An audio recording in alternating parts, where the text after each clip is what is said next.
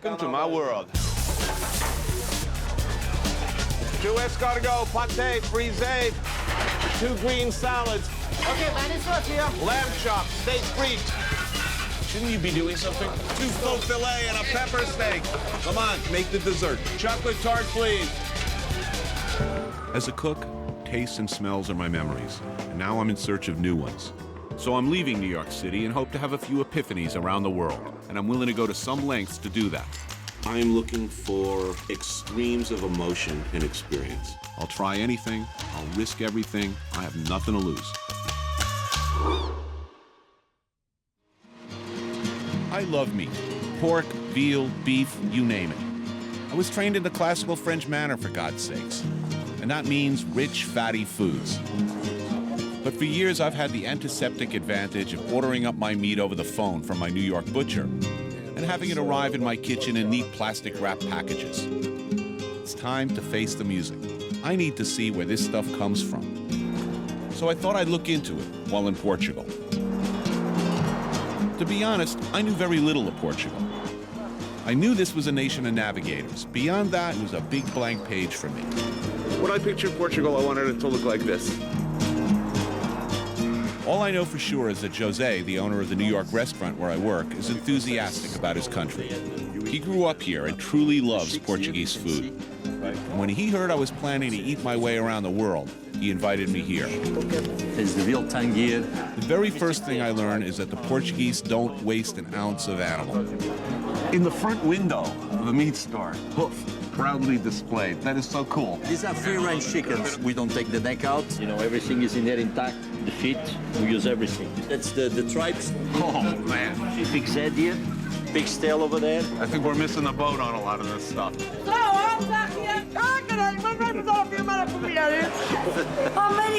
But Jose assures me that I can see where all of this stuff comes from at his family's annual pork feast.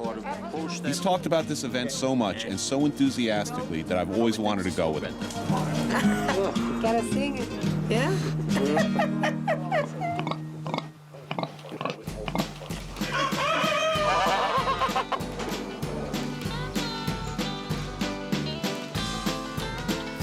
It's not like waking up at the Ramada Inn. Jose's family farm is perfect. Gorgeous countryside, vineyards, adorable children, and friendly locals. Good day to kill a pig. Ever since I've been working for Jose, he's been telling me about an annual Portuguese tradition that dates back to medieval times, the pig slaughter. Every week, the pig is getting fat. Even as we speak, I've been getting regular updates. The whole family gets involved. The neighbors come, and it's a big social event.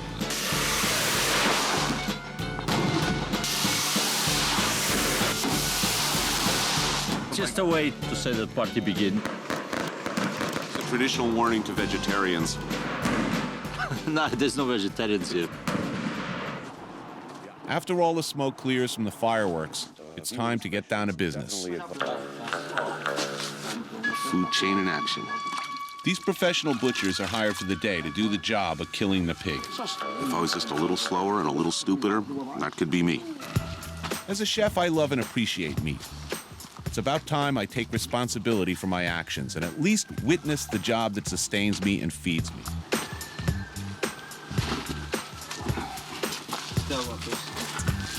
The deed is performed quickly and efficiently. I knew it wasn't going to be pretty. I knew it would be bloody and disturbing. It's easy to pick up a phone, send me 2 pork loins, 10 orders of pig's feet. And now I've seen how we got to that point. All I can do as a chef is to go back to the mantra, waste nothing and be as good a cook as one can be. Almost every single piece of this animal will be used, eaten, and enjoyed. The pig is quickly cleaned out and its organs saved for several different dishes. Oh, here we go. Liver, lungs, heart, and the tongue. Cool. That's the tenderloin. Look at that. It's beautiful. Tripes here. All these things, they're gonna wash it and they're used to do sausage. Everything is for casing. Casings, yeah. To that. No steam in it. Now they're gonna wash the pig inside with red wine. This goes back to the Romans, I think. Yeah.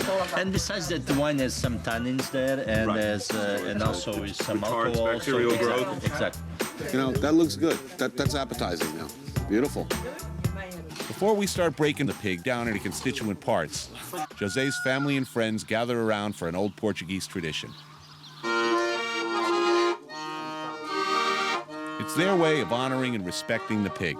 Okay, this is sort of like, poetry slam or playing the dozens or, a rap competition.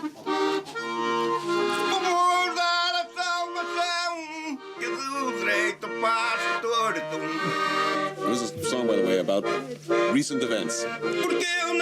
One gets the impression watching these guys that these traditions have been around forever, that they truly know how to treat food with respect. It goes from singer to singer, each one trying to outdo the other one with better and funnier rhymes. We have another candidate. That's what's going on.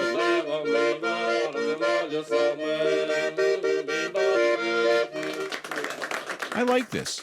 Maybe I should adopt this tradition in my kitchen. A little tambourine, a couple of ukuleles, throw in a harmonica, and we'd be good to go.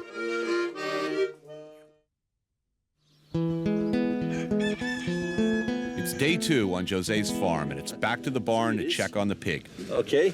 All right. There's my little friend. Looking good. So these gentlemen, they're going to show us how we do this thing, how we take it apart. Almost every part of this pig will be used or eaten in various delightful ways. Cuts of the pig's head, ears, neck, and shoulders, and even the pig's feet all go in a one stew pot. The backbone and the skin are mostly used to flavor soups.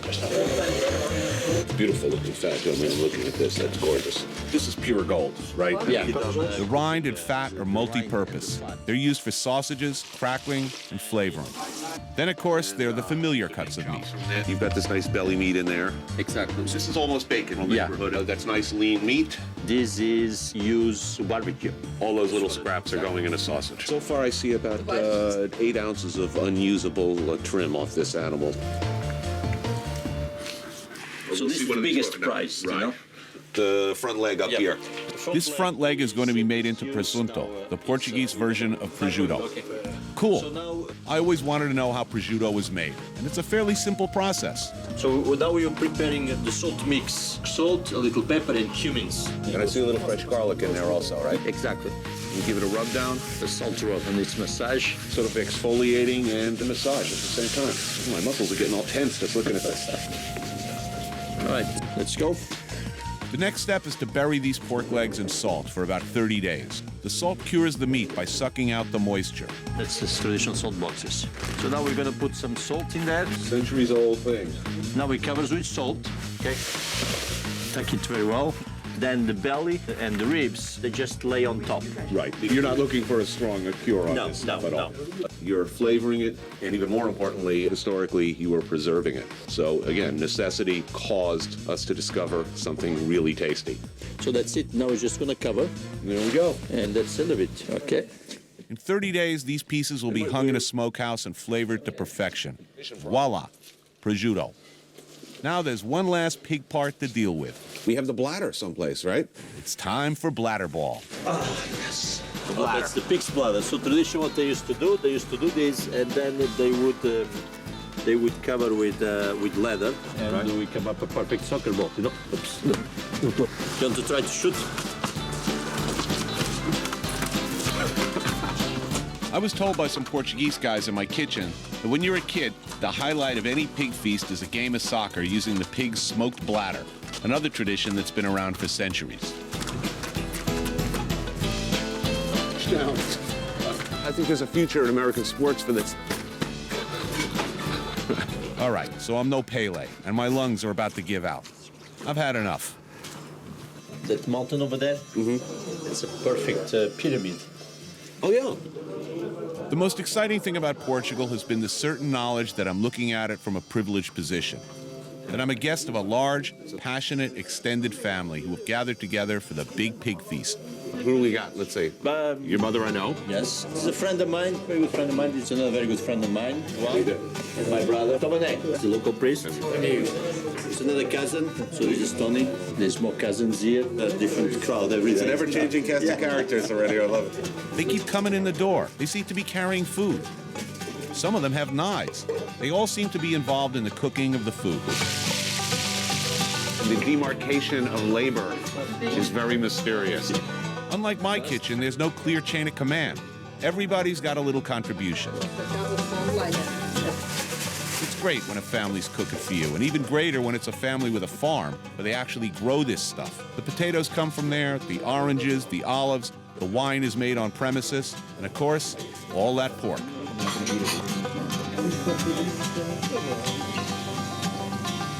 All right, that looks good.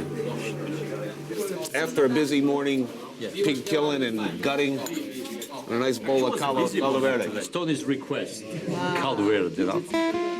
My first brush with Portuguese cooking was a bowl of caldo verde in Provincetown, Massachusetts, when I was 17. It's my favorite soup. Wonderful. Yeah, this is better than the stuff I had in Provincetown. Yeah, I'm a convert. This homemade recipe beats anything I've had in the past. It's kale and chorizo sausage and a potato and olive oil base, flavored with a smoked bone of prosciutto. I'll say this is a perfect caldo verde. That's why I like it, you know. The chorizo, too, is nice, really smoky and more flavorful. If this is any indication of what's coming next, I'm in for a big treat. As long as I've known Jose, he's always been a maniac for organ meat. You might think liver, heart, disgusting. But on Jose's family farm, these are coveted dishes. You have a little art? Beautiful. All right, bon appetit. Bon appetit. First up, the liver. That's good. I generally don't like pork liver, but this is excellent. When it's this fresh, it's got a milder flavor. But I'm really impressed by the heart. Man, that's really good. You know, this is very distinctive. It kind of tastes like filet mignon. It's wonderful. The next dish includes the more extreme cuts of pig that I've never tried. One more pig's feet here. It smells good. Can you smell it? Yeah. I give you the snout. From one pig extremity to another, Jose's working himself into a fever pitch. A little bit of the ear there. Little ear. A little bit of the feet. Okay. And his enthusiasm's really rubbing off. You look at this, all one animal. The different parts all have distinct flavor. They all have slightly different consistencies. Thank you. It's sensational. He's got great flavor. Smells, jowls. And to accompany a great meal is the homemade wine. Tony. Right about now, I'm busting out at the seams. Just when I'm about to cry uncle, out comes one last thing, a seriously dense flan. Something to do with the pig too. It's a very particular flan that use some of the rendered pork fat. This flan-type dish is made only from egg yolks, sugar, and pork fat. Tell that to your cardiologist. This is wonderful. It should be illegal. It comes from the quality of the eggs. Oh, man, that's so good. This is excellent. Delicious, delicious. Okay, so I'm beginning to feel like that pig. Wait a second. Maybe they're trying to fatten me up for next season's slaughter. Bring my gurney around. These guys are planning the next meal already. Now you understand why Portuguese have a light breakfast, you know? You see, they all drop themselves up. These guys could go on eating all day. It's unpretentious. The idea of a sterile laboratory-type kitchen situation, it's very much the opposite of what food's about in Portugal. It's all about friends, family, and good local stuff with a long tradition attached to it. Yes. So you think eating all that animal fat would drive me over the edge? And it probably will.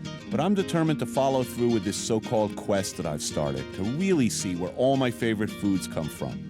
So I'm headed into the southwest of France, where it's well known to be the epicenter of foie gras, the creamy, delightful liver of the duck or goose. My younger brother Chris decides to hook up with me in France. We spent a lot of time here as kids, and it's fun to be back together. Plus, his French is better than mine. Bonjour, monsieur. Monsieur. Bonjour. C'est une viande labellisée. Michelle and Nicole Cabanas raise ducks on their farm for foie gras production. This is yet another case of, I've been ordering this stuff up for years. It's only fair that I see the process from beginning to end. Et là, c'est la phase de démarrage. Okay, so they get them around 1 day old, and they raise them just kind of freely like this for about 16 weeks, and they feed them grass and grains from the farm here. Right. Avec un mâle de barbarie. Then for about 15 days, they basically kind of pump them up, so they get the liver all fattened up. We head over to the pens where the more mature ducks are fed twice a day. Kind of like I was back at José's farm in Portugal. Basically, it comes down to this. Monsieur Cabanas feeds the ducks a hefty portion of high-grade, ground-up cornmeal. Right, so it's like they're not miserable being fed this way, but it's not like they want food. Not at all. So they're not lining up. No, they're not lining up in the tail line at all. Now, some may argue that this is cruel, but foie gras is a precious delicacy. And like most delicacies, it takes the skill of a true craftsman to make it. At the end of the day, you taste that liver and realize it's all means to an end. Right here? All right. The Cabanas invite my brother and me into their family shop for a tasting of their homemade foie gras. Oh, yeah. Foie gras nature conserve. First up, conserve de foie gras, slightly cooked whole liver. Lovely. That was lovely. And this And is... this is pâté délice de fer. Next up, pâté, a mix of foie gras and duck meat. It's wonderful. This is beautiful stuff. And this is the rillettes. Oh, yes, good. I love this. Finally, rillette, my favorite. It's whole duck, slow cooked in its own fat until it falls off the bone. So good. So is fat the greatest thing ever? That's what I want to know. Ask him if he thinks that fat is the greatest thing ever. Il pense que la graisse, c'est vraiment la meilleure chose du monde. Let's face it, fat is flavor. And the Cabanas have perfected the foie gras formula. Every year, these salons that they have in Paris for foie gras, they always take away first prize. So this is champion foie gras we're eating here. This is totally champion foie gras that we're eating here. Outstanding. I knew that already. You could just tell. Got a delicate, wonderful, creamy, ethereal flavor. It's not an acquired taste. You learn to love it almost immediately. Or you're just one of those who will never like it. This is wonderful.